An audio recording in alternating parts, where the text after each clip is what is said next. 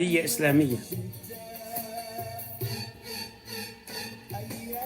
هن قالوا عبراكونا هلا مسمعكم يا الدكتور عبد المنعم زين الدين. هو قال دكتور بالشريعة، قال دكتور بالشريعة. ايش بشفي انا ما بعرف على فكرة. اكيد عنده دكتوراه بدخول الحمام او بالخروج من الحمام. تحياتي للجميع.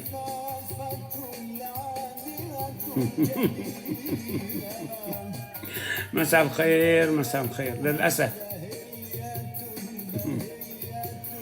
والله هن جماعة بيركين عم بهددوا.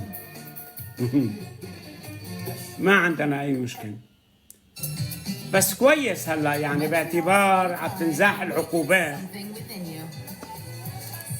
ولذلك يجب على أتباعهم التزام الأدب، لأن أي جريمة